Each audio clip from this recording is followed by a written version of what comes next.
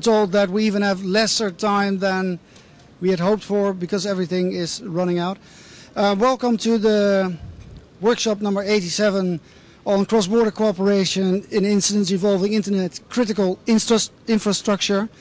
It's a workshop co-organized by NL, IGF, ECP and myself. I'm a private consultant, and I will sum up in one sentence.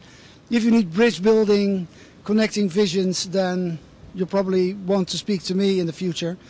The NL IGF is an organization locally in the Netherlands which draws broad attention to topics on the one side coming from the IGF to implement them in the Netherlands, and on the other hand bring Dutch topics to the IGF. The ECP is a public-private cooperation association. And business community, government and social institutions come together to exchange knowledge and to cooperate to exploit the opportunities that the information society provides and to eliminate threats. There's one thing I was asked to say up front. The Dutch National Cybersecurity Center was not able to have a representative here present, but there is information on them should you be interested in the model of the Dutch National Security Center, which is at the desk at the back or at the stand of the Dutch delegation.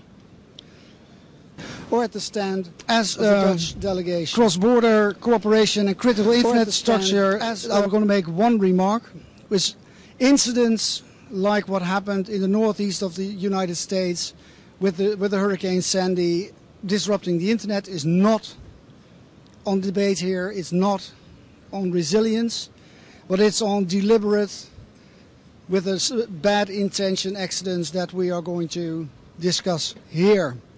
And let me introduce the panel starting from here. I'm going to do that alphabetically because that's a bit easier for me to do.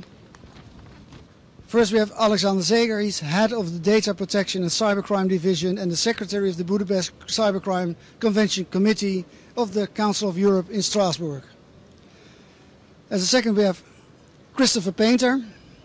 He's coordinator for cyber issues at the State Department of the USA. Then we have Mr. Gaurab Raj Upadhyaya. He's a senior network architect at Limelight Networks, a global content delivery network with nodes and backbone in 6 continents.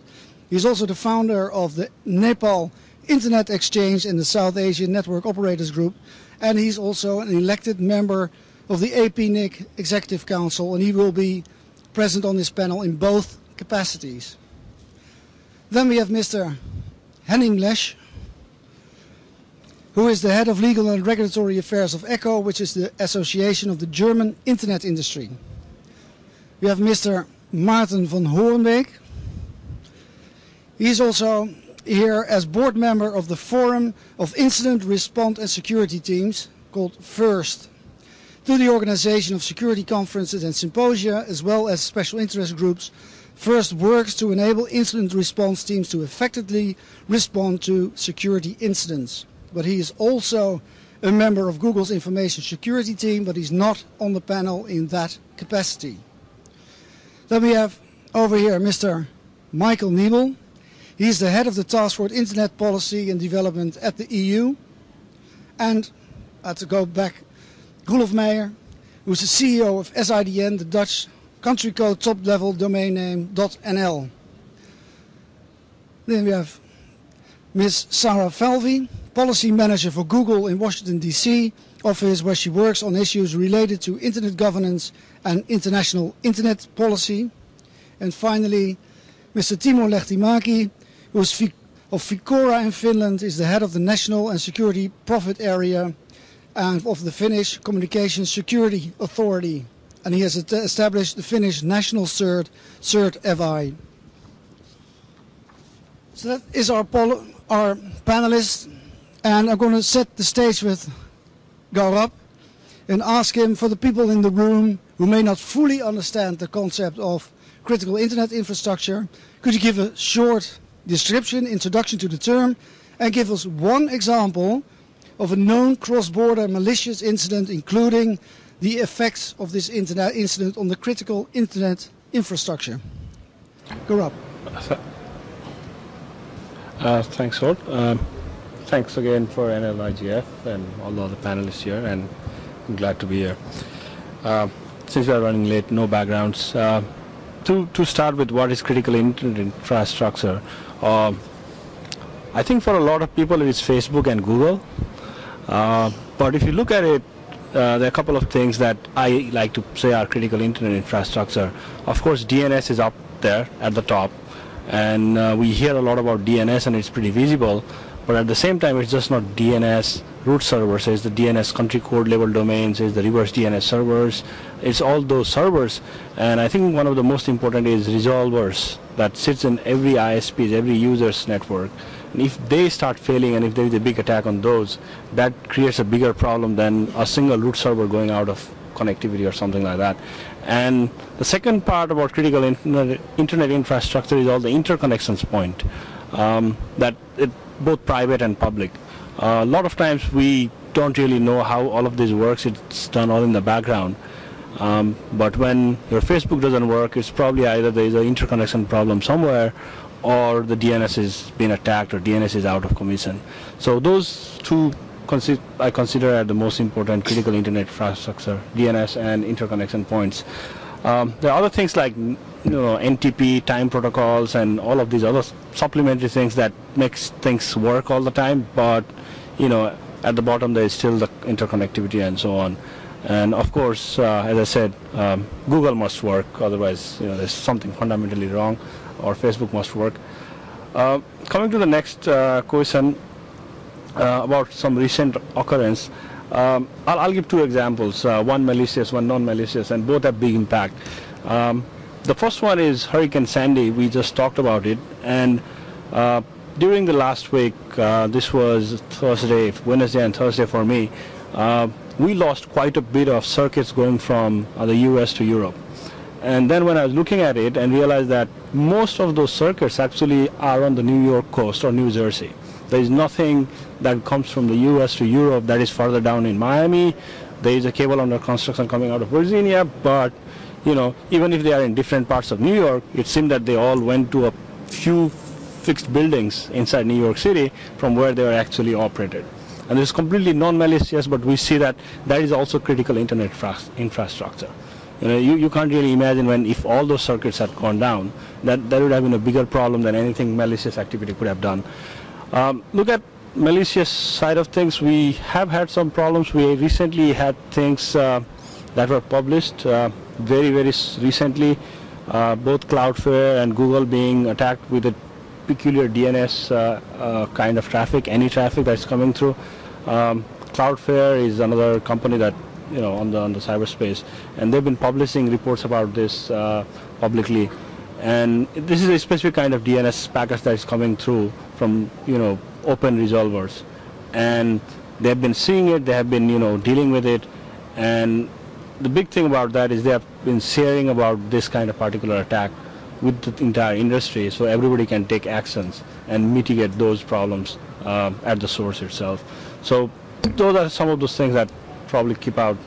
And as I said, it's very difficult to see sometimes when it is malicious and when it is non-malicious. That's what we have been learning in the last 3 months with this DNS traffic, especially crafted DNS packets coming in. In the beginning it seemed like it was non-malicious traffic. Only when it was, we realized that it could be malicious later on. So.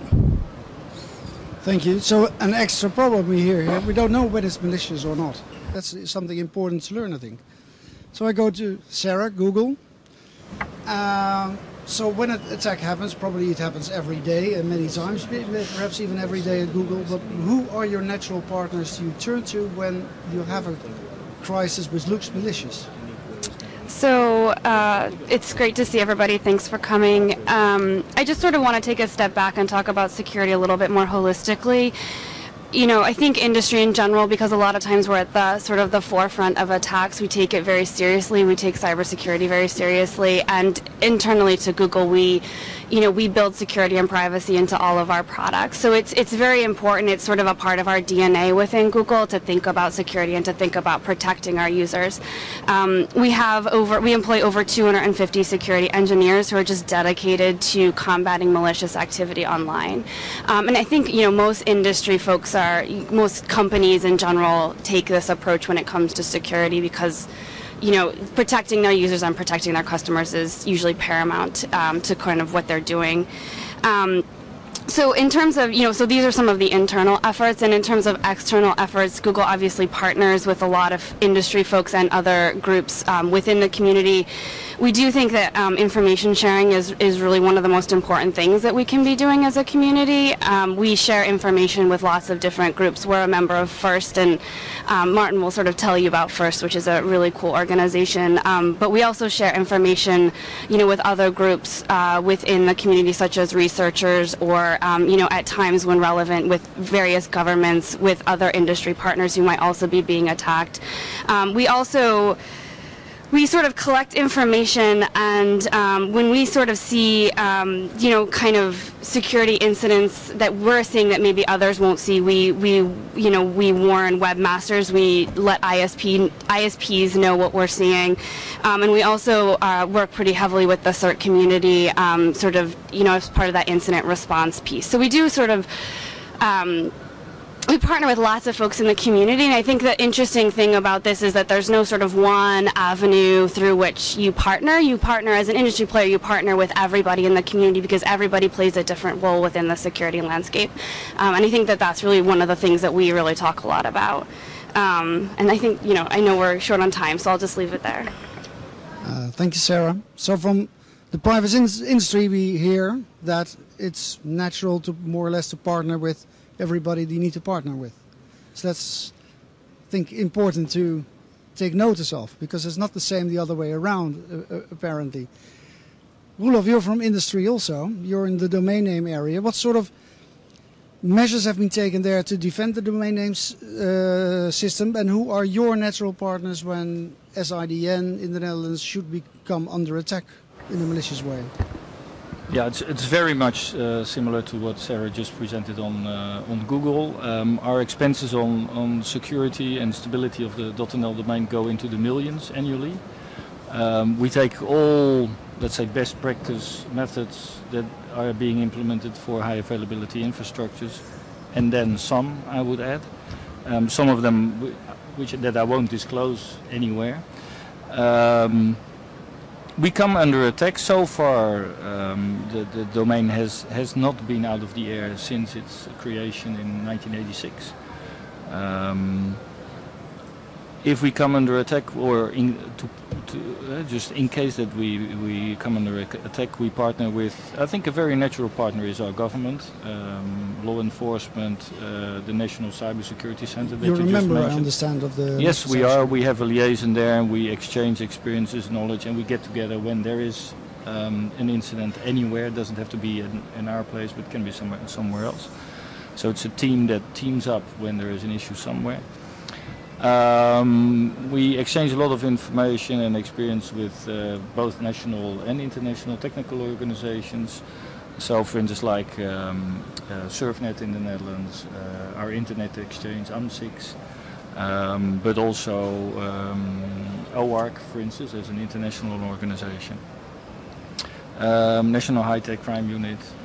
So, yeah, I think we team up with both private and government and semi-governmental organizations, nationally and internationally. Thank you. So again, we hear industry saying we are used to partnering with governmental organizations and private organizations alike. So we move to the governments. We have two, the supra government, we have the national government. What are you, an NGO or officially? Sorry, Alexander. No, the Council of Europe is not really an NGO. It's an intergovernmental, an international organization, primarily with membership from Europe, 47 members, but we have worked in specific matters also with any country around the world, like the United States when it comes to cybercrime, and many other countries when it comes to that. And so what are the best practices that you have ongoing at this moment on this topic? Well, when we look at the type of issues to be addressed by this panel, and the question do we need one all-inclusive global response to something, or do we need to go for regional solutions and whatever? We have come to the conclusion that everything is connected, and therefore one universal, one all-inclusive solution would not be possible. Politically, practically, for all other matters, it would not be dynamic enough to address problems as they come along. We focused on one area, which is the cybercrime area. We developed the Budapest Convention on Cybercrime 11 years ago, and we are now trying to be pragmatic and say we have this is an acquis, it's available. It would probably not be possible to negotiate something similar today, even in Europe or worldwide. So we now take it in a pragmatic manner, roll it out around the world, invite other countries to join. Japan recently became a party. Others are coming in soon. And then build around this partnerships for training, capacity building, legislation. For example, some years ago we cooperated with the German ISP association ECO to develop guidelines on how law enforcement ISPs can cooperate together. So I think this is a practical way of going about it. We have a treaty, we build things around. If additional issues come up, we find solutions, either legally binding solutions or guidelines or other practical means. And I think in that way we can weave a web of responses to threats on the web. Thank you. From the US point of view, Christopher, what are your best practices at this moment? So there are a number of things I wanted to note. First, I've been doing this in various capacities for about 22 years now, so I've seen a lot of ebbs and flows in terms of the response that both government and industry has had in this area. And I think some of the things that are critically important is for countries around the world to have national level cyber strategies to deal with exactly some of the issues that you teed up in this panel. And those cyber strategies do a couple of things. First, they call attention to the problem. They make it really a national priority and not simply one of many, many, many priorities. Second, they build in different parts of what government should be doing. One of them is institutional. The governments around the world should have strong CERTs to deal with computer emergency response teams. They should have good legislation in place for cybercrime. They should act as, and this is a hard thing to do for governments often, as one government, so you have different parts of government working together in concert instead of all different parts of government working in different ways. They should work together as a whole of government solution, and that's really important. And then they should have a very strong model for working with the private sector and sharing threat and other information between the private sector and the government. And then they should also have an incident response plan in place to deal with the giant cyber incident that happens. How do you deal with that as a country? And part of that is to have an incident response plan in place like we do now in the U.S. It's built with the private sector from the beginning. So that's what you do domestically. That's sort of the domestic due diligence part of this. Then there's the international component. And for the international component, you have to have very good cooperation and share information and work with all these institutions you heard about. Work through the FIRST and the security teams on a technical level, work through the CERTs on a technical level, work through the law enforcement channels, and also work through policy channels. And for us in the U.S., one of the things that we've done just recently is we came up with our international strategy for cyberspace, complementing our national strategy. And that international strategy, one of the things it said is that we would work with other countries both and to try to figure out what the right norms are in cyberspace, but also operationally to coordinate in terms of incidents. And one thing we did is we have, for instance, and that's my job now, is we have a person in our foreign ministry, in our State Department, me in this case, who is supposed to coordinate our international activities. But many other countries, Germany, the UK, Japan, Korea, many other countries are doing this as well. And having those points of contact also enables international collaboration. So, to just give you an example, if you have a big cyber event, what you end up doing is you can use the technical channels and supplement them with a policy channel so you make sure you get the kind of cooperation you want to do. The last thing I'll mention now is the other thing we need to do is to bring all countries up to speed in this area. And the way you do that is a lot of outreach and capacity building and sharing of best practices. So we recently did some capacity building in East Africa and West Africa, where we talked about security, we talked about cybercrime, but we also talked about the positive aspects of the internet to try to bring this all together. And it's really important to think of this as not just security, but security as an enabler for innovation and growth and for social good. They all wrap together. I will not address the treaty argument here, but we'll get to that. But just as a hint, my answer would be no, we don't need one. Very small hint. Thank you, Chris. But what we heard is organize, in short, organize yourself nationally and organize ourselves as a whole internationally in very different and many ways. How does the EU Commission, the European Commission, look at this, Michael? Well, I can be very brief because I agree with the partnering, public-private partnership. I agree with let's build around things that we have. I agree with what Chris said. You have to have national capacities, and then you build international capacities. We have a kind of microcosmos in the EU, because my message would be first create a level playing field as much as you can, and then cooperate.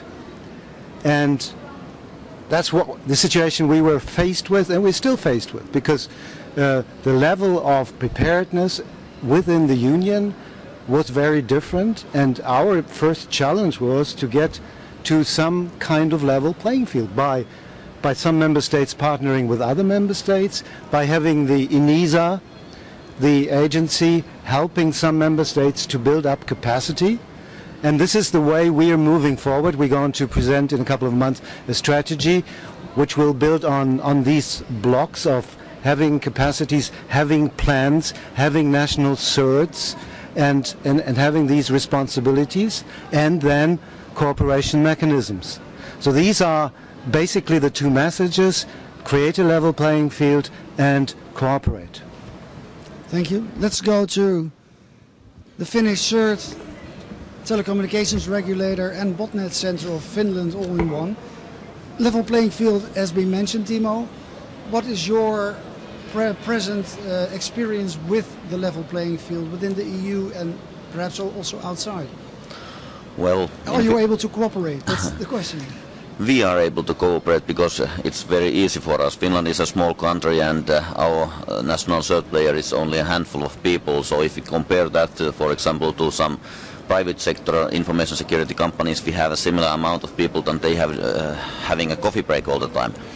So that is obvious for us that we need national cooperation within our law enforcement agencies and then our telecompanies, but that is not enough. We need this international cooperation with most preferably to other national CERTs, so that we do not have to establish contacts to each and every country and each and every individual organization there, so that we have some kind of trusted net who can handle them and have their own networks. And I think there is lots to do on that area still.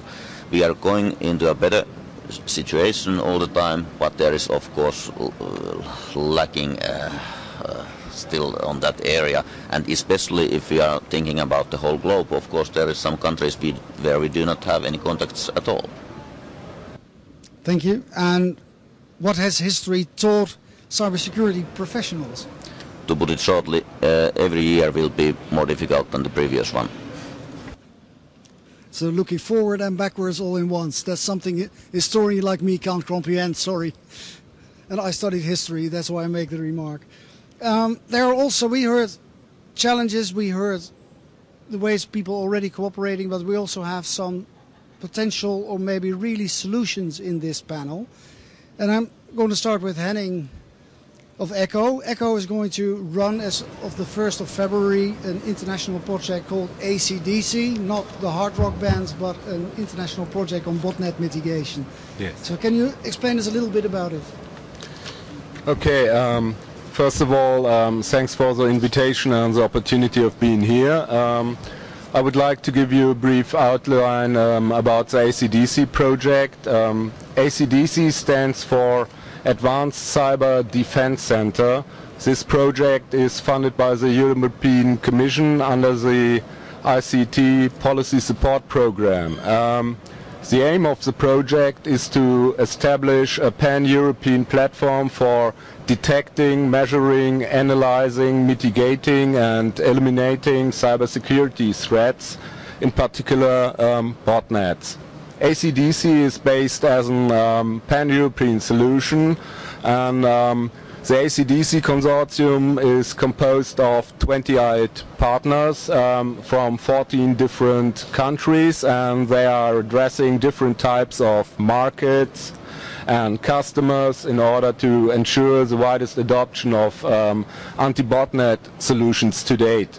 The consortium represents different kinds of stakeholders like ISP, CERTs, public agencies, law enforcement agencies, technology developers and the academia as well. The pilots will be run in different countries, to mention some: German, Austria, France, Italy, UK, the Netherlands, but also in Bulgaria, Romania, Czech Republic, Belgium, Portugal and even in Slovenia. The ACDC project will deploy 5 kind of services: detection of network anomalies, including cloud or mobile-based networks, the detection of infected websites. They have a centralized clearinghouse for storing and analyzing data about cyber threats. And they also have a support center for delivering structured informations and notifications for all stakeholders. And obviously the integration of tools for identification and removal. As you see, ACDC project is a fully integrated pan-European approach for detecting, measuring, analyzing, mitigating and eliminating cybersecurity threats. The main goal of ACDC is not only to identify and shut down the command and control servers, but also to eliminate the bots from the infected websites, computers of affected end users, or even small and medium enterprises. Last but not least, the project is under final negotiations, and we hope to start the project in first quarter in 2013. Okay, that's it in brief. Thanks for the moment. Thank you. As one question, should anybody here in the room say, well, that's interesting, I hadn't heard of it before, could they knock on the door at ECHO and say, I would like to participate anyway, even from beyond the EU? Or that's different? I think there will be set up a webpage with a lot of information about this project until the final negotiations are done. And there will be a point of contact even for interested other countries who would like to participate, or maybe the private sector or ISPs or the vendors of hardware, software, whatsoever.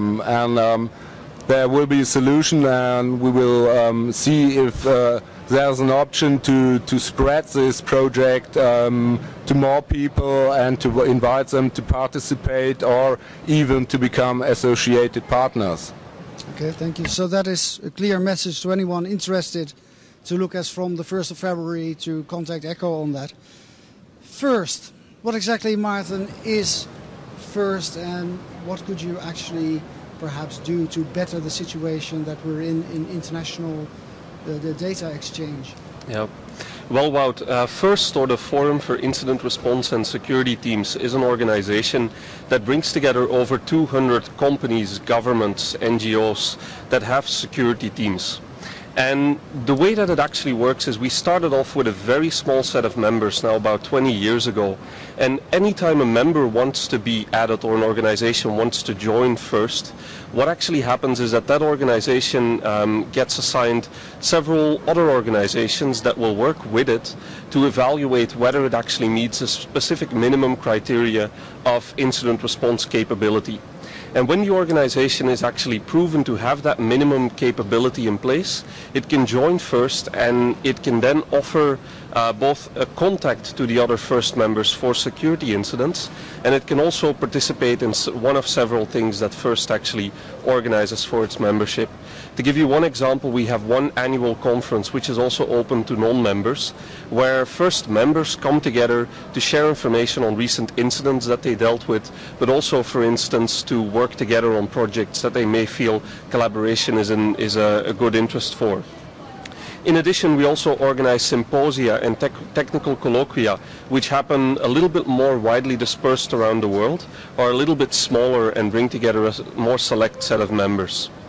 Now also, one of the things that we do is we build standards across the organization. So for instance, last year we had our conference in Malta, actually earlier this year, and we actually asked our membership, what are the big problems that you have today with sharing information on incidents, and what makes it more difficult to do your job as a security team? And several proposals came forward, and we actually got together the people from the membership as well as some funding to go and build some standards to actually be able to exchange data. Now, what is very important to us is that one of the problems that we face is that not every single organization has that same minimum level of maturity in order to be able to join and productively take part. We have today over 200 members, so it's not like the minimum capability is extremely high, but it does require a minimum to be able to work effectively as one organization of incident response teams. And we see that in many cases, developing countries or countries that have had less experience with major security incidents may not be meeting that yet. And I think one of the things that we as an organization are looking for is people from those communities to work together with and help actually build capacity so that they can join in the FIRST community, and it becomes easier to share information and easier to join hands and work as one team as opposed to 200 teams across the world. Thank you. So a clear reaching out to organizations to contact FIRST on this clear offer to share knowledge. Yes. Are you only gov certs or only commercial certs or both?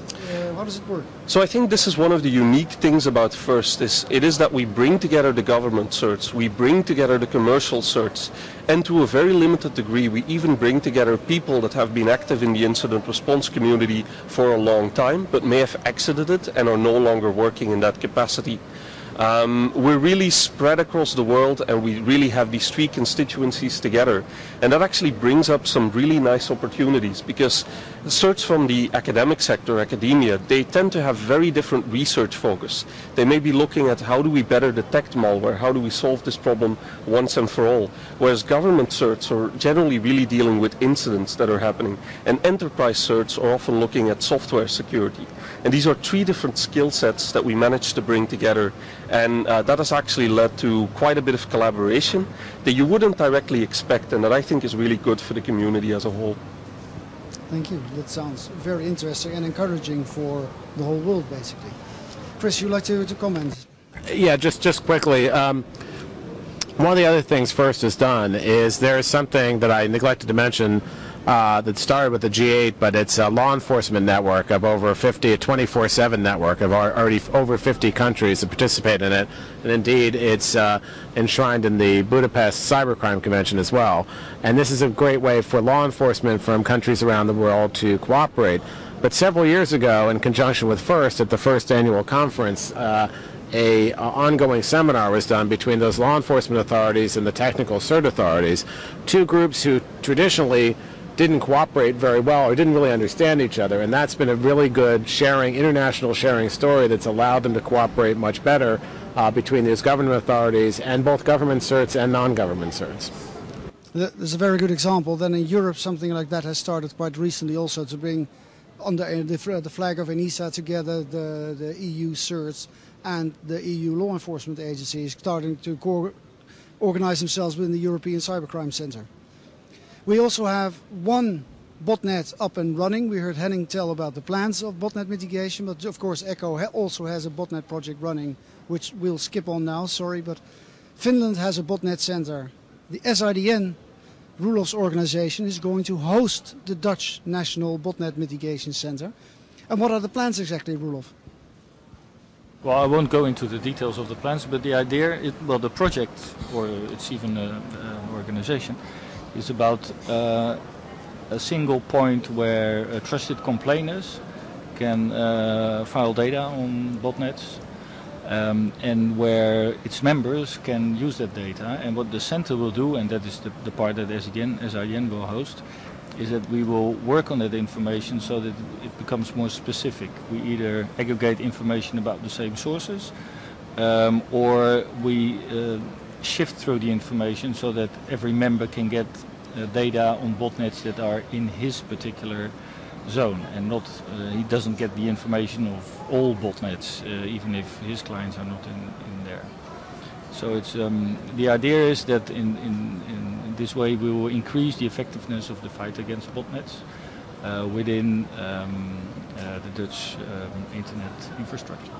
And who are the members? Members are ISPs, the large Dutch ISPs. And is there any idea to cooperate beyond just ISPs, or is it a closed circle? For the moment it's fairly close, but it's just to get a group which is relatively small so that we can get things up and running quickly. But the idea is that we increase the membership later to SIN registrars, to hosting companies. And of course there will be initiatives to have an international collaboration. Okay, thank you, Roelof. Yeah. A national initiative to attack botnets, which is of course one of the sources of malicious activity on the internet. There's one up and running, and successfully up and running, I understand, in Finland. What are the main lessons you have learned through cooperation with the ISPs, Timo? Well, let me start with my favorite song, Small is Beautiful. So let's go back to 10 years when we started our national CERT player, and we were actually me and a lawyer. So there was 2 people working, and we quite soon realized that without cooperation we are next to nothing, and there is also some things we cannot do by our own hands. So there is automated processes needed, and that's what's all about in our auto-reporter system, which is not only for the botnets, by the way, but it's also for other anomalies which are available in Finnish networks. And this is a very good practice. We have found out we have lots of cooperation, mainly with our foreign partners, let's say trusted partners, where we get information about the anomalies which can be seen from other countries. And then we have actually legal-based cooperation with our telecompanies and internet service providers to automatically drive those IP addresses to their networks, and then they are, of course, or have easily possibility to find out who are the real victims, typically compromised home computers or organizations which has compromised computers, and then they are cleaning those away. So that is a very straightforward, very effective process, and that is one of the reasons why we have so clean networks in Finland. Clearly a lesson to learn. I understand that you also get information from abroad through trusted sources. Yes, I think that is the main flow of the information, really abroad. So typically, for example, the victim side is not the one who is realizing the problem. He is the one who is going to be told about it. So that is a lesson, thank you, that you could learn if you want to set up a national center, that maybe the information from abroad is better than your national information. Gaurav, are there any initiatives like this or other on cybersecurity in the APIC-NIC region?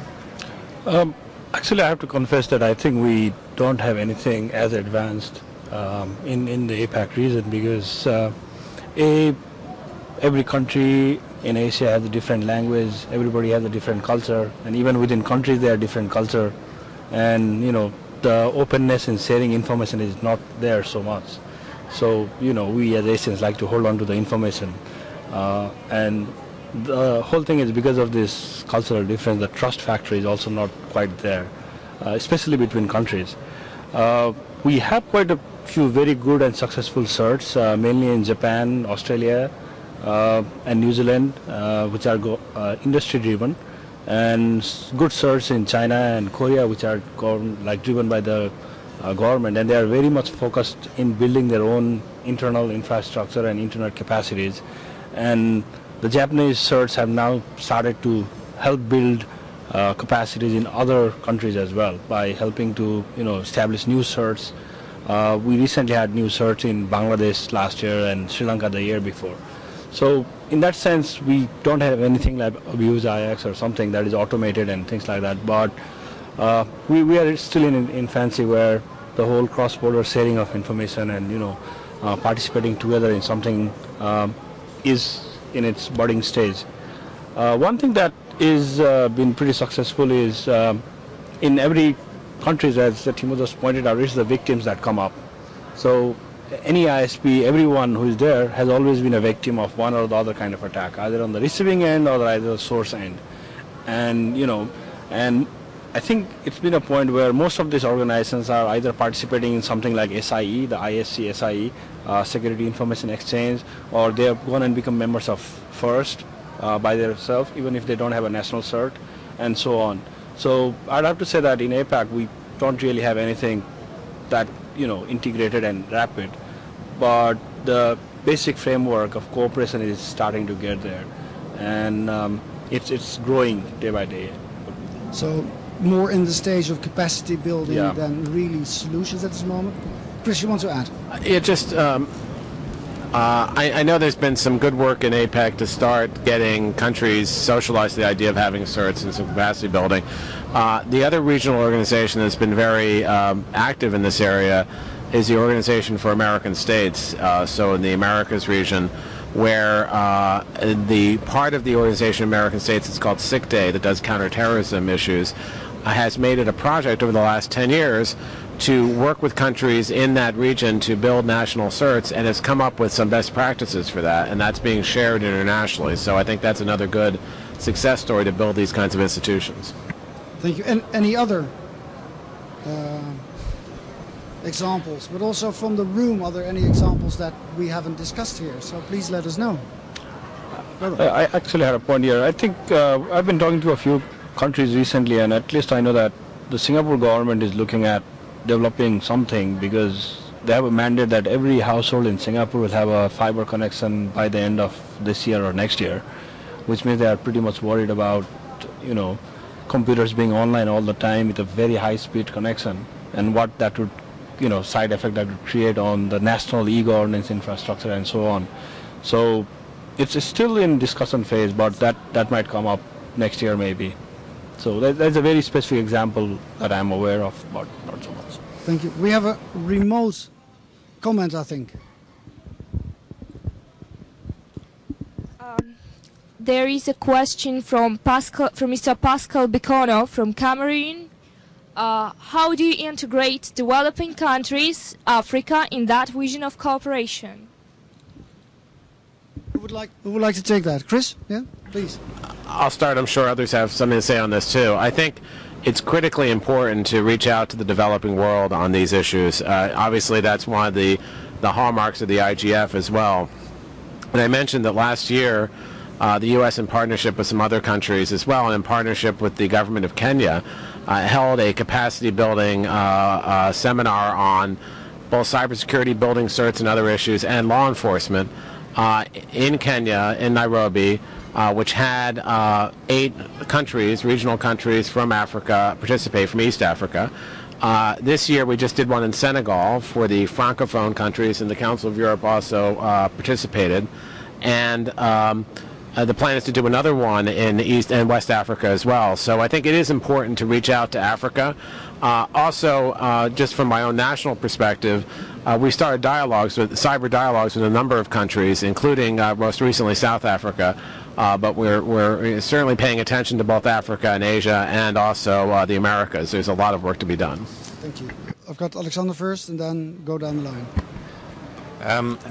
Cameroon 2 or 3 years ago adopted quite comprehensive legislation on cybercrime, very much in line also with the Budapest Convention on Cybercrime. But I understand there are very few people trained in Cameroon to apply the law, on the law enforcement side, but also on the side of lawyers that may have to defend suspects.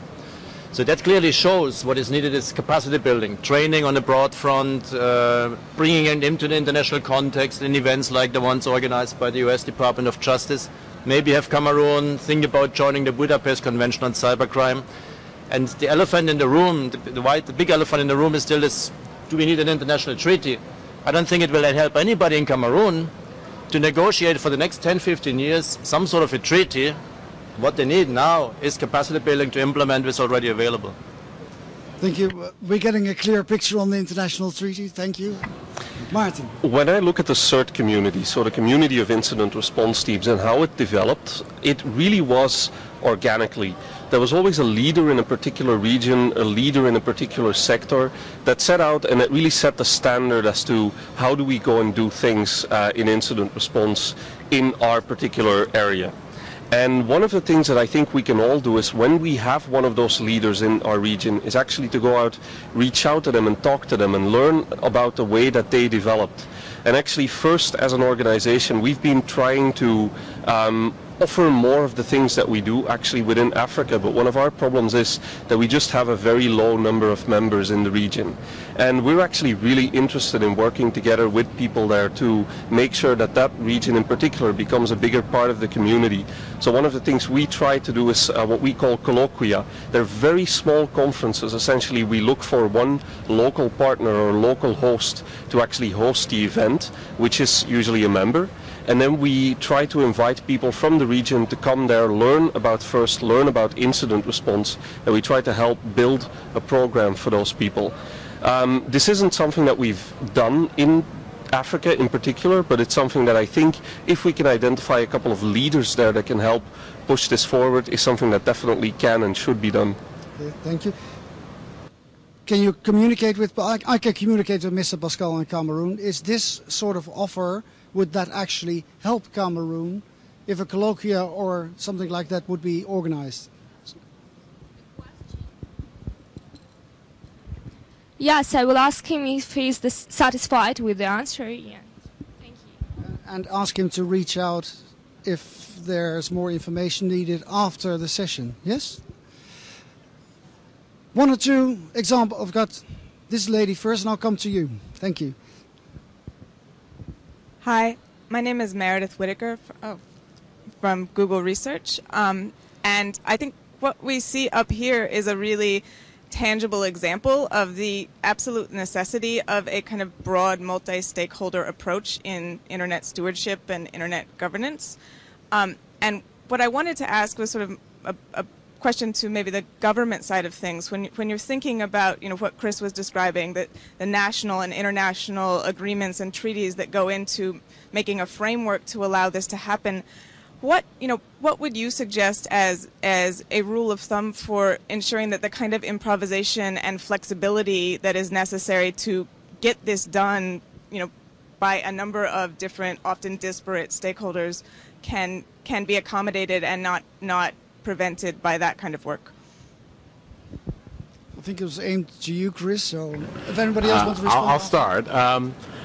So I think as I hinted in my beginning, you know, I do think there's this siren song to have a treaty. People see cyberspace, and there are some governments who feel that you need a treaty to control it or to bound it in some way. And I say that there's a lot of both existing law that applies and existing structures, as you heard on this panel, that apply to cyberspace. And you've heard about the Budapest Convention and cybercrime. Obviously, that's very important. You haven't heard about, but there's the OECD guidelines for internet policy making. There are a number of things out there that should be leveraged. The problem, I think, and you hit on it, when you try to do to use a Lord of the Rings analogy, one ring that rules them all, one treaty that rules them all, the problem is it's very difficult to do because there's so many different aspects of this. This is such a flexible and dynamic area that as soon as you write some language, it's already stale, frankly. And traditionally, treaties are not very multi-stakeholder in nature in terms of the way they come about. And this is a very multi-stakeholder area where you really do need the private sector and civil society and not just governments doing this. So I think for a host of reasons, what we really need is to have these kinds of practical cooperative arrangements. We have to acknowledge certain things like existing law applies in cyberspace, existing international law, and that's more on the cyber conflict side. But even there, international humanitarian law applies in cyberspace just as it does it in the real world. And interestingly, the International Human Rights Council said that you have the same rights online as you do offline. These are not totally different places, but you really don't need this global instrument. What you need is practical solutions and leveraging the global instruments that you have, like the Budapest Convention. Thank you, Chris. Michael, you also wanted to respond. Yeah, I wanted to respond to two questions. I would concur with Chris and that we shouldn't try to negotiate a one-size-fits-all treaty, because in any case it'll take a long amount of time, and things are moving very fast. So we should start with what we have. And I think the Cybercrime Convention is one example, but there are also other examples. So very, very cautious against that idea of having a treaty. Let's start to work right now and with what we have. The second issue I just wanted to, because I didn't get word to give this practical information for this capacity building in developing countries, because I think that's very important, because this is all a global network and we can't just focus on those who are already the haves in technology. The European Commission is financing a capacity building program both in fighting cybercrime and protecting critical infrastructure in developing countries, which is regarding fighting cybercrime. It's given priority to legal and judicial frameworks, establishing trans-regional networks, and building the capacities of relevant law enforcement and judicial authorities, and protecting critical information infrastructure. It helps countries to develop adequate cybersecurity capacities and resilience of the information system. So there is a program, and it's an actual program. It's run by DG DevCo, so I can give more information offline, but in any case, just as a practical hint, also back to Cameroon. Thanks. Thank you, Michael. Sarah, you wanted to respond to Chris, I think, and then I'm going to give this gentleman the mic. Yeah, I mean, I know Richard, so he can wait. No, I just want to, from a micro perspective, I just want to also point out that I think, the impact of competition in the space, I think, is really powerful, and it's something that I think we forget a lot of times, and that is, when companies are competing against each other, they automatically become more secure. They want to be better than their competitor. They want to offer a more secure environment than their competitor, because if there's a huge cyber incident, you know that users are going to move to another, platform or another product or whatever it is. And so when you have a treaty that sort of, or any kind of regulation that sort of sets a bar, typically what businesses will do is they'll think of that as sort of, as long as I hit that regulation, I'm fine. Whereas right now what you have is people industry constantly striving to be better, to have, higher and higher bars, meeting, really high bars, and pushing each other to be better in the space. And so I think one of the things we need to make sure we don't lose is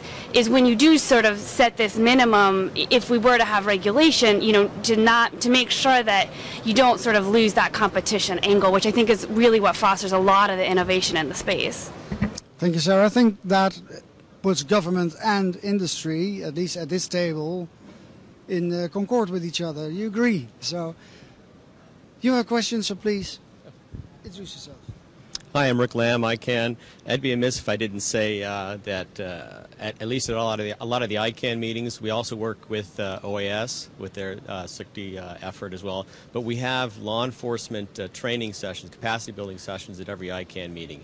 And one of the most useful things that comes out of that is not so much the training and the understanding of the technology, but is, again, the relationships that come out of that. And a number of folk in those meetings have come up to me and others after that and said, 10 p.m. on a Saturday night, if I'm looking for, if I get an incident and I'm trying to track it down and find out, it's those relationships that they've made there, not something that may or may not be inhibited, some sort of top-down treaty type of situation. So they've creating those relationships has been really useful. ICANN's been doing these things just like everyone else has been doing these kind of sessions at all our meetings. And I agree with Sarah completely. The competition in this space would be very, very helpful. I've even heard the large ISP in the U.S., one of the things they said is people are now looking for security, not just bandwidth, speed, access, but security is starting to become an important factor.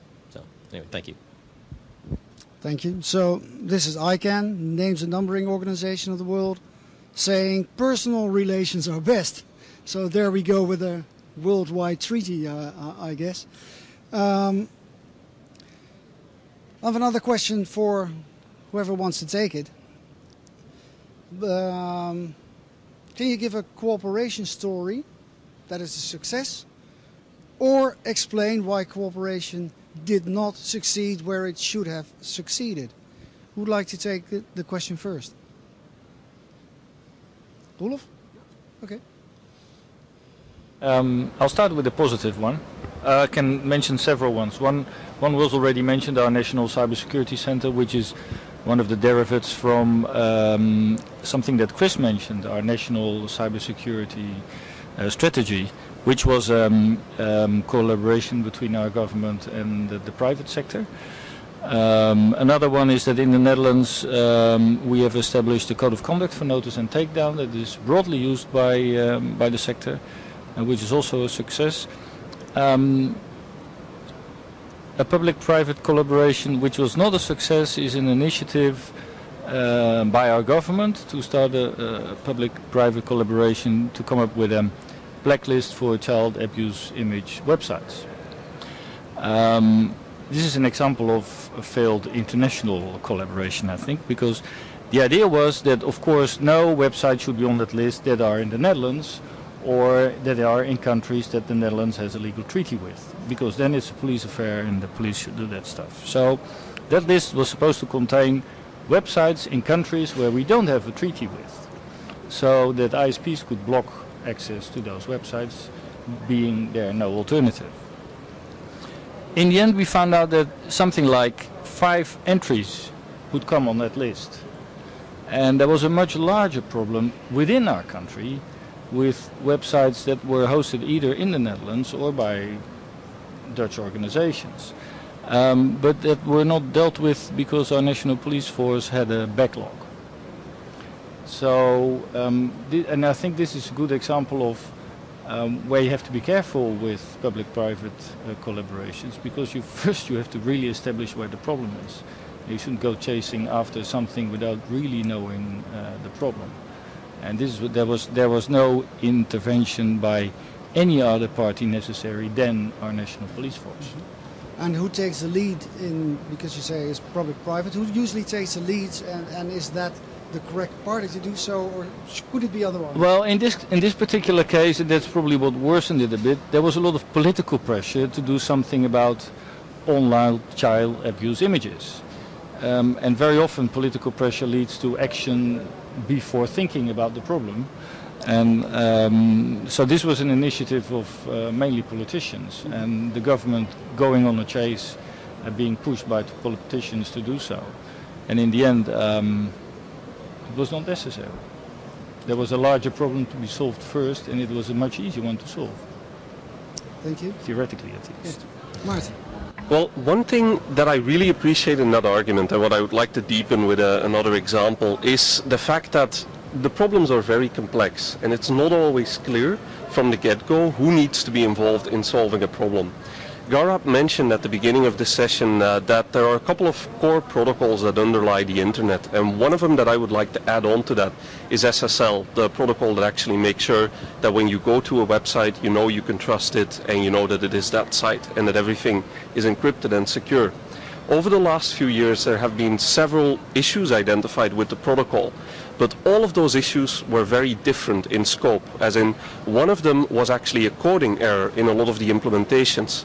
The second one was a problem where there was incorrect validation being applied on a particular identifier.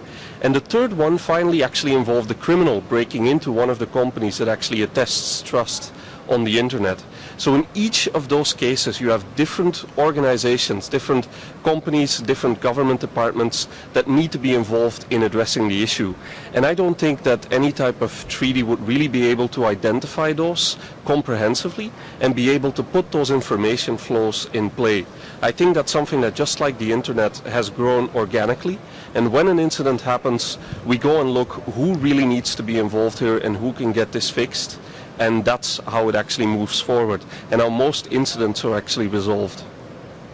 Thank you. We've got a question from the RIPE NCC. IP addresses. Hello, my name is Athena Fragulli. I'm from the RIPE NCC, indeed. I have a question for the private organizations, the private companies. Of course, you know, cooperation and sharing of information is indeed very important, in particular when you are the target of an attack. What happens when your client, though, is a suspect or possibly involved in an attack? I imagine that you have to share, again, this information about your client. And I was wondering how you communicate this cooperation with the private sector and with all these fora here. And what is the level of the transparency of this procedure? Because, of course, indeed, a secure service is very important for a company, and that is what attracts customers. But also security means a level of trust, a level of transparency with the customers. Thank you very much. Who likes to take the question? Gaurav? Yeah, it seems like I think it's a good point, and we constantly struggle with how much information we can pass on to the customer and whether we can trust them or not. I can't really say about everyone, and I don't think you guys have customers per se. We have a policy, we build a policy, and we run our monitoring for a while, and then if it is suspect, then there are certain actions we go through. But also by default, if there is a law enforcement request that comes in, then we comply with that. And I think that's the thing. One of the things I've noted down here is having something, as a private company, if governments could get together with law enforcement and said, this is the format in which we would like data, this is what we want you to look at, that would be really ideal. Because right now, for every request that comes in, I have to deal with differently from a different country, and it's a completely different for each time.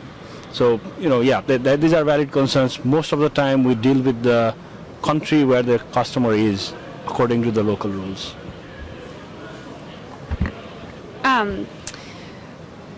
So it's a little bit of a different, and I'm not really going to answer your question because we don't really have customers, and I think as you're envisioning it. But one of the things that we at Google really try to do is have a lot of transparency around incidents. So there was an incident, it was a Gmail phishing incident that took place. There's many of them, but there was one that we sort of announced in July that sort of was really broad, and it impacted a lot of users that looked like they were working for the U.S. government. It looked like it was also coming out of China. And so this was one of these things where we could have not really said anything, but we decided to publish all of the information that we kind of had about it, while at the same time, really making sure that we're protecting the identity of those users that were impacted. So it's really a balance between making sure that you're sharing the information that is actionable, but at the same time protecting those users that might be impacted, because they made a mistake online or they had some sort of malware on their computer or something like that. And I think that that's it's a delicate balance. And to sort of go on what was just said, we also comply. Oftentimes the law enforcement will come and they'll want user data, and we won't give it to them unless there's a court order. So I think it's a delicate balance between making sure you're protecting the privacy of your users, but also making sure that you're providing information that's useful to governments. Olaf? Yeah, I think it's a good question. And if I take the example of the abuse IX that we are working with in the Netherlands, those ISPs that we collaborate with in that context are also our clients, in the sense of being the registry for .nl. Government is also part of this collaboration because they funded the starting cost. We funded part of the starting cost. And it is very possible that in the course of the operation of the abuse IX, we find that one or two of the members have a larger problem with botnets than other ones, because maybe they don't configure their infrastructure in the proper way, or they're not chasing their customers in the right way. And we've already been talking about what do we do then, and of course we will provide the particular member with that specific information without primarily informing the rest. But if there's no improvement, then of course we will have to start sharing that information either with the other members of the organization or with the government to put pressure on that organization to increase its performance. What ISPs do when they find that their customers, and very often those are private individuals, have infected computers at home, is that they put them in quarantine. And they will give them a certain time to get rid of whatever has infected their computer, and they will provide them with tools to do that, and that might also be a role of the app user IX. But then if they still fail to improve, they will disconnect them. That's what they do in the Netherlands.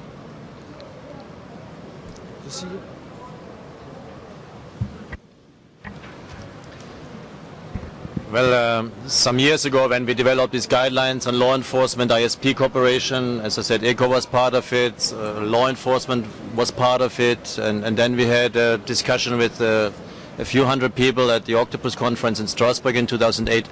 In those guidelines, the most controversial point was the obligation of ISPs to report to law enforcement. It was very controversial. At the end we found a compromise language. I have to find the exact wording, but it referred indeed to incidences affecting the system of ISPs. Something around that was found, which means ISPs will not be obliged to actively look for crime and so on, but if there is an incident affecting their system, then they should report.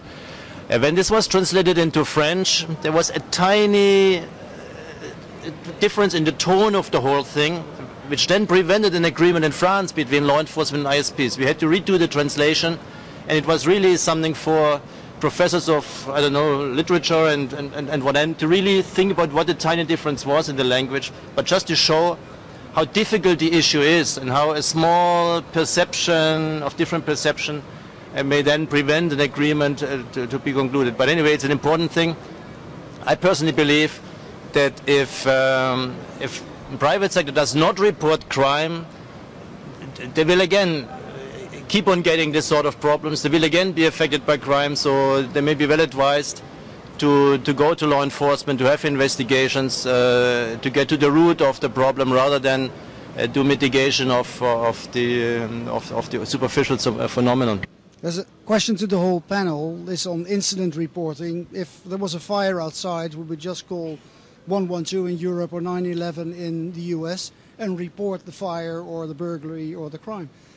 On the internet, that is not common. Would that be a solution for the internet to have some sort of a regulation around a digital 112 or a digital 911 or whatever it is in Asia? An alarm number on the internet. Maarten. So when I started in security, I always thought security was difficult, and that's when I started talking to people working in privacy. The problem with privacy is that it's really tied into local custom, local understanding, local expectations. It's really tied into individuals, and quite often it's linked to people's well-being as well. So I think this is a topic where we need to be very safe and play it well together with people that actually are really involved in it. But I wanted to give you two examples of experiments that I've seen in the community as a whole. For instance, in Korea there's a CERT called CERT, which actually set up a telephone number that anyone can dial when they have a concern of this nature or a security incident. Another example, I have an email address in a particular top-level domain in Europe. And at one point in time I got an email from the national CERT of that top-level domain telling me that my credit card data and my address had leaked onto the internet. And I think those two examples are very good ones of approaches that are really experiments. And in a couple of years we'll be looking back and we'll be evaluating what exactly happened and whether those approaches were good ones to this particular problem. But I think given the impact of local experience and local customs, that's very important that this is done safely and in a bit of an experimentative way, as in what works. If someone wants to add, Michael? Very briefly, we do have in the e-communications framework and the e-privacy directive already a reporting requirement for certain actors in the market, and the strategy that we are going to publish at the beginning of next year will deal with the possibility of security reporting, incident reporting by certain actors in the market. Thank you. So it's going to be something like it. Chris, in the U.S. Yeah, so a part of the bill the administration sent to the Hill included a discussion of this exact topic, but I think it's 47 of our 50 states now have data breach reporting requirements, and they're meant to protect the consumer, but also to make sure that these things are handled by law enforcement and other authorities. But the other part of that puzzle that you mentioned is, do you have just a call line you call into?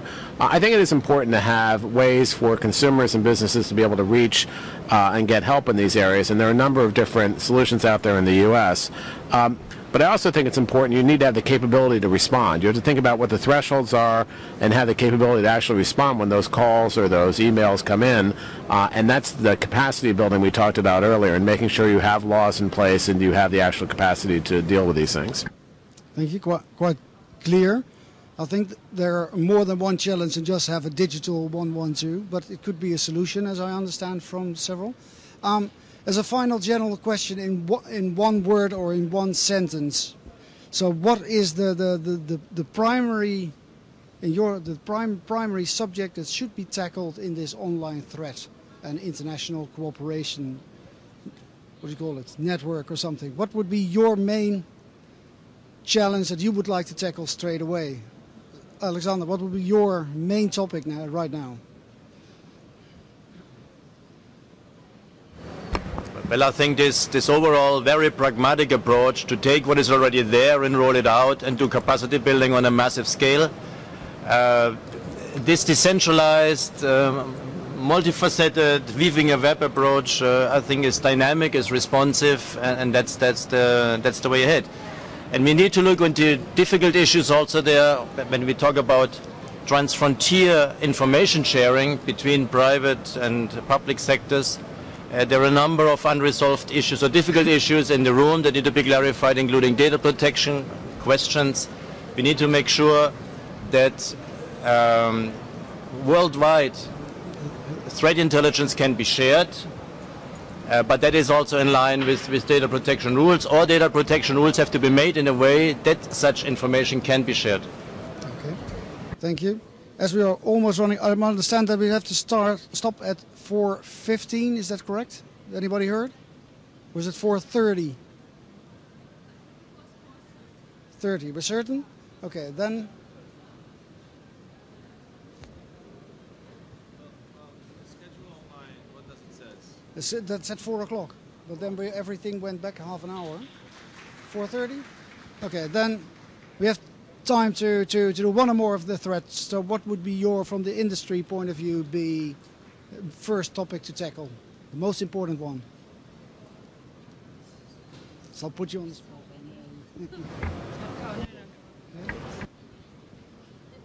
Roelof, Maarten?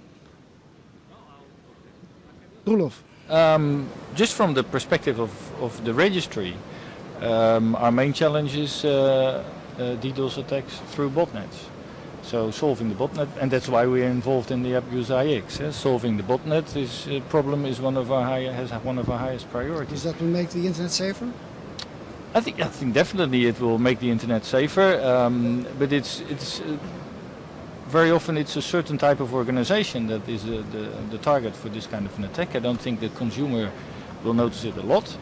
Of course, if the attack succeeds, that's when the internet user also experiences the consequences. But for an organization like ours, I think that's one of the major problems. If you look at the general public, I think the problem is much wider, and it's about trust, and that's security at the level of the internet user.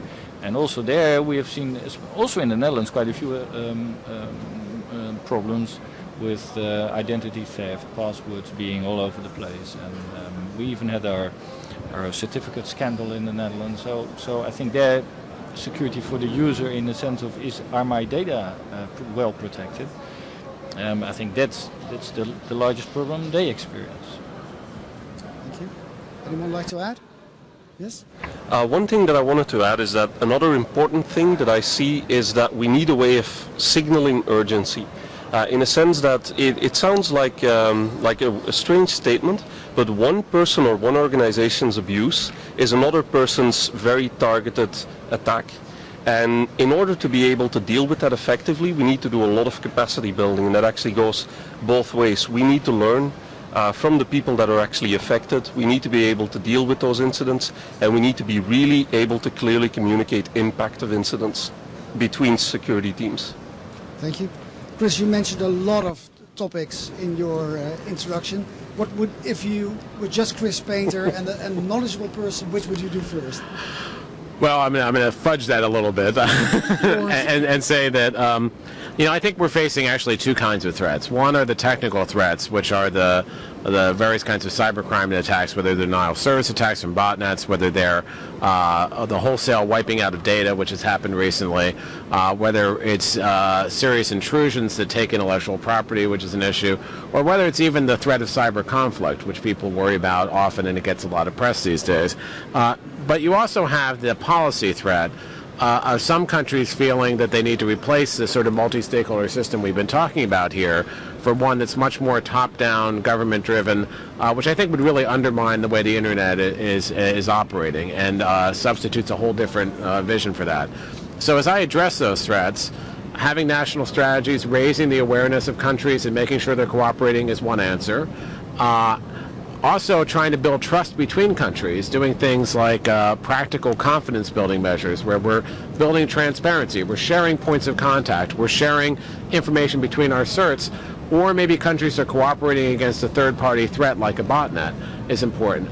On the policy area, I think it's important for us to have a discussion to build an understanding about what the right norms are in cyberspace, and certainly we've put out forth our vision of that, to really center on this multi-stakeholder approach that maintains the openness of the Internet while at the same time having security. Thank you. As we have one question before we start to wrap up, we've heard clear wishes from the industry side, clear wishes from the government side. Industry, what do you really need from governments to be able to achieve your security goals? What would be your first wish? Yeah, I think for me, as I said earlier, if we have this ecosystem where the industry cooperates with the industry in the other country. The industry in the country cooperates with the government in the country. And if I as an industry go to a different country and try to say something, that never works. So there is this conflict where governments are talking in their own space. Law enforcement in one country talks to another one. Industry in one country talks to another one. But there is seems to be correlation, or there is no ecosystem whereby, I as an industry in a different country can pass information to someone else, like law enforcement. Because if I don't know anyone in, say, Bhutan, then I need to pass it to someone there, and it can go to the law enforcement. So if that ecosystem can be better developed, where industry can talk to government at a different cross-border, that is going to be a big benefit or big improvement over how we share data. And that's very true, especially in Asia, where we don't have a very tight-knit ecosystem at other levels. Okay, so that is as well setting up some sort of legal framework to make that possible, as getting the network together and also knowing who you have to go to. Yeah, I think it's more than legal. Legal might not always help. It's like, we meet in our conferences, government people go to their conferences and they talk to each other, right? Okay, so more conferences? No, more collaborative mechanism. It won't be a treaty. Treaty won't work, as we've heard. The thing is so dynamic. As Tim was saying earlier, next year is going to be difficult than the previous one. I said that next year is going to be unpredictable than the previous one, right? So we need that mechanism whereby I can, go and talk to Google quite easily. Similarly, I need to be able to talk to someone in the Netherlands. Law enforcement, I should have that way to do it. That'd be the big Thank you. The other way around, governments. What would you need from industry to have more ease at fighting online crimes, threats, etc.? Who would like to take that? Michael? Timo? Three things. Awareness. It sounds banal, but awareness at all levels in business practices. and in the interface with the customers, and especially awareness at the board level that this is something worth investing in, which can lead to problems of accountability if it doesn't work out. Then the development and adoption of industry-led standards, technical norms, and security by the design principles, as well by the manufacturers, as well as the providers of service. And then a high level of cybersecurity investment in best practices. And as I said, public-private partnerships, which we have started in Europe in a half-institutionalized form. Thanks. Thank you. Timo, as the last one. So we need from the industry talented people, innovation, and of course cooperation and responsible operation with the authorities. That's what we need. Thank you. Chris?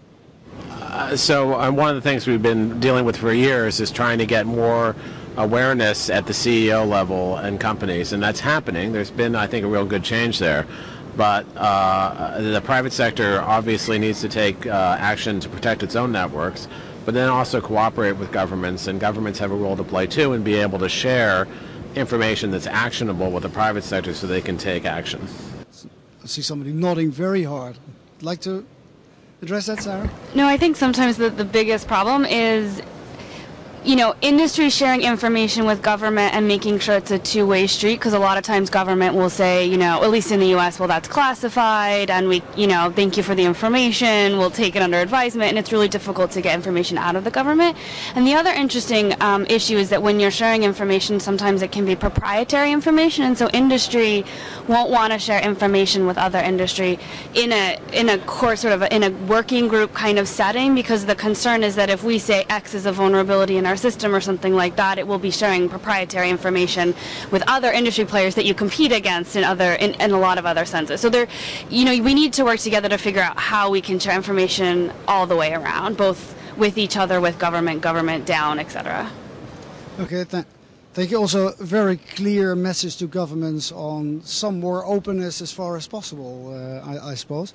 To start wrapping up, before we get to your recommendations, we already discussed the big internet treaty, which we heard a lot of no's on. Just raise hands, no. Who's against the big internet treaty?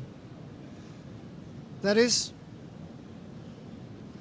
almost unanimous. So in other words, we're not going to do that.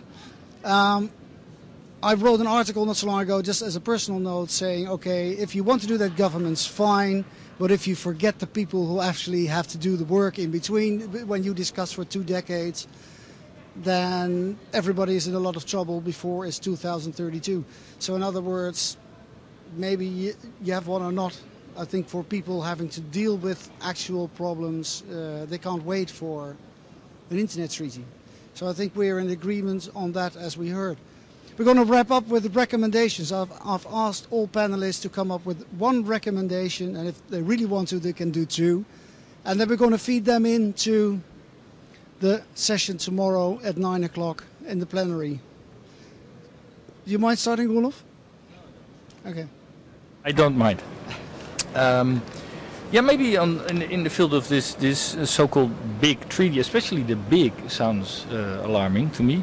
There are so many treaties already. There are so many agreements between governments that are not being used or are not being used to their full potential in the fight against cybercrime. That my recommendation would be to look them up and use them to fight cybercrime. And so the recommendation for governments and police forces, etc., to collaborate more intensively internationally. And even within the European Union, I think there's a lot of room for improvement there. So 2 recommendations, I think. One is use what you already have. No, it was one. It just had a few commas. Okay, then a comment for the police to actually start cooperating in the right way. Law enforcement is wider than police, I know. Thanks. Michael, your recommendation, please.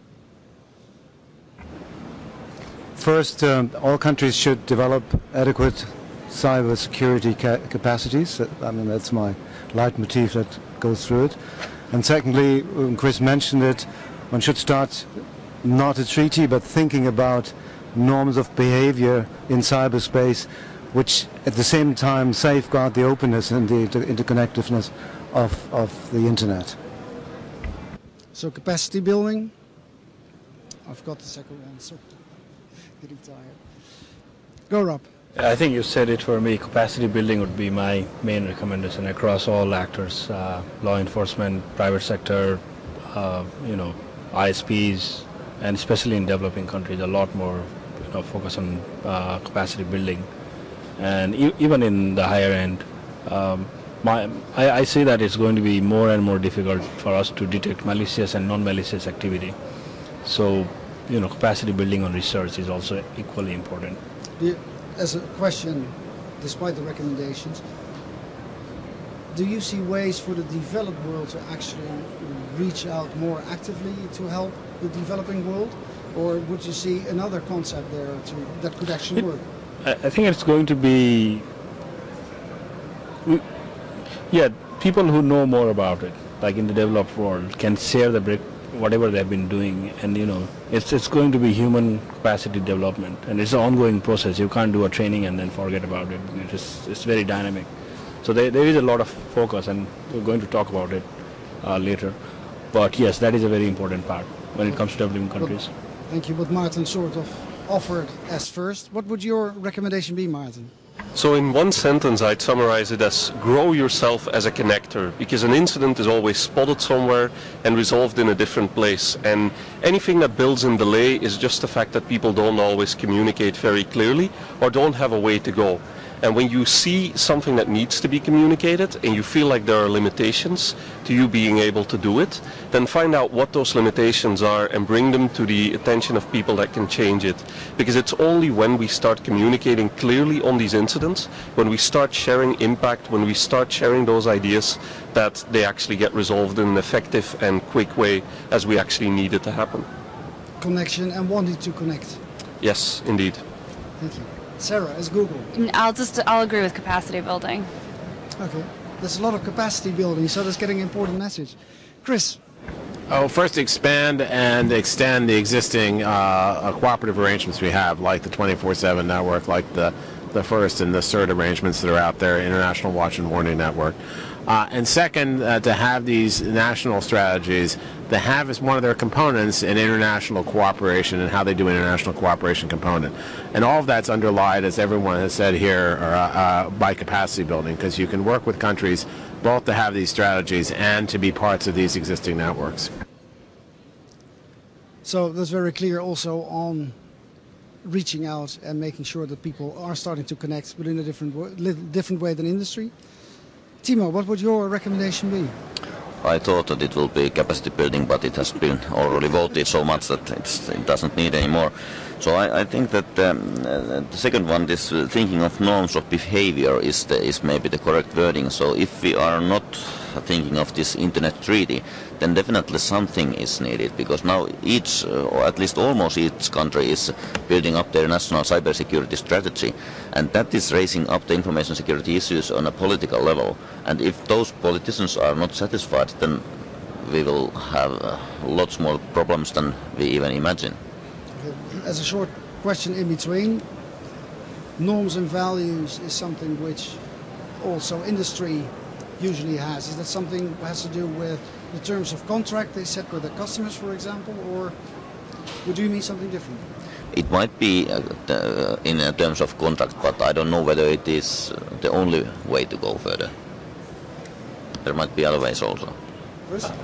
I mean, I think norms is a broader term, and indeed, when we had our international strategy, we set out some of the norms that apply both in the physical world and the cyber world. And it's just, I think, building a consensus among countries that those are the norms that apply. I agree with Timo that this has now become a much more important national policy issue for countries. It's no longer just a technical issue for the technical experts. It really is a policy issue. So getting them comfortable with what those norms are, and I think they're norms that exist in the everyday world now. We just have to make sure people are comfortable with that and build a consensus around them. Otherwise, I would say let's have a couple of beer. Henning. My recommendation regarding cybersecurity threats is I think we should enhance and foster international cooperation. We should follow a coordinated approach. I think we should follow a horizontal and vertical approach. Means that we should involve all relevant stakeholders and we should improve the exchange and transfer of information, experience, know-how, as well as training and resources. And at least maybe we should bring these pan-European activities and initiatives like ACDC project, to an international level. It's a medium-term question. Yeah. Thank you. Also reaching out. Alexander. Thank you. It's very interesting to see how a consensus more and more emerges. 2 years ago I was at the Crime Congress, the United Nations Crime Congress in Brazil. There was definitely no agreement on a new treaty internationally, but everybody, there's full consensus on capacity building, like in this panel here. We should take indeed what is already available and roll it out and build up capacities, because without the capacities there will be no cooperation. If you don't have the capacity, how can you cooperate? For that, however, there's also something about resources. Capacity building costs. I hope that governments, also private sector, make resources available for capacity building also in developing countries. And there's another consensus which hopefully, maybe something that emerges, maybe not a consensus yet, that if you look around, it's already there, like for cybercrime, the Budapest Convention, if you can agree on that, then you will also have to address the state-to-state relations issue and their principles of state behavior. This sort of discussion that takes place was raised in the London conference on cyberspace, was reconfirmed at the Budapest Convention, Budapest conference on cyberspace a few weeks ago. It's taken up in ASEAN, it's taken up in United Nations. I think that's the way things are going at the moment. Thank you. As last, did the gentleman from Cameroon respond? Did Mr. Cameroon respond? No? No, apparently not. Sorry? Writing an email to you. This is finally the end of the workshop. I would like one big round of applause for the panelists who really gave a lot of information. So, thank you very much and have a fruitful and collaborative IGF in 2012. Thank you.